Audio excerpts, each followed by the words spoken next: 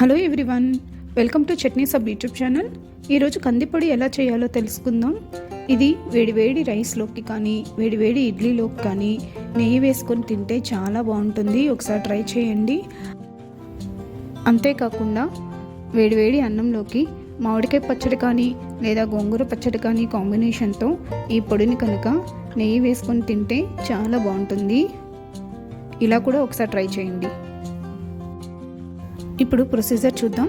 దీనికోసం ముందుగా stove on చేసుకొని ప్యాన్ పెట్టుకొని ప్యాన్ హీట్ అయ్యాక అందులో 1/2 కప్ కందిపప్పుని యాడ్ చేసుకోండి.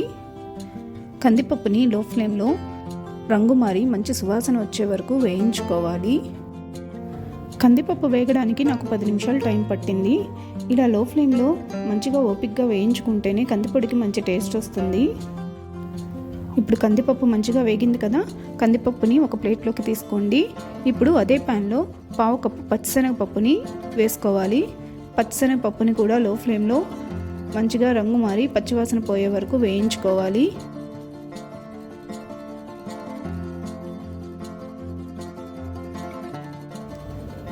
పచ్చిశనగపప్పు కూడా మంచిగా వేగాక ఇప్పుడు దీన్ని కూడా ప్లేట్లోకి తీసుకొని చల్లార్చుకోవాలి.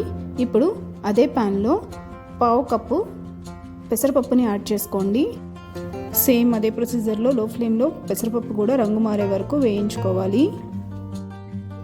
ఇప్పుడు పెసరపప్పు సగం పైగా వేగిన తర్వాత ఇప్పుడు ఇందులో 1 స్పూన్ జీలకర్రని యాడ్ చేసుకొని పెసరపప్పుని జీలకర్రని మంచిగా వేయించుకోవాలి.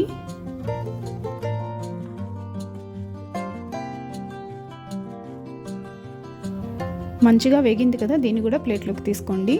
ఇప్పుడు అదే ప్యాన్లో 12 నుంచి 15 ఎండుమిర్చిని యాడ్ చేసుకోండి. ఎండుమిర్చిని కూడా మంచిగా రంగు మారే వరకు వేయించుకోవాలి.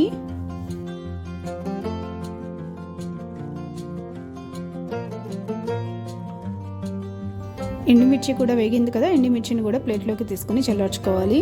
ఇప్పుడు ఈ మిశ్రమం మొత్తం చల్లారుతున్నప్పుడే ఇందులో 1/2 స్పూన్ ఇంగువని అలాగే తగినంత ఉప్పుని కూడా యాడ్ చేసుకొని ఈ మిశ్రమాన్ని చల్లార్చుకోండి.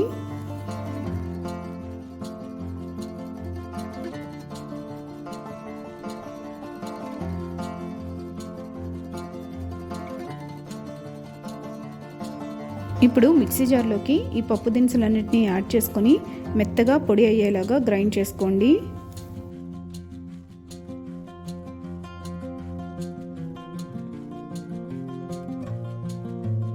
ఇలా మెత్తగా పొడి అయ్యేలాగా గ్రైండ్ చేసుకోవాలి.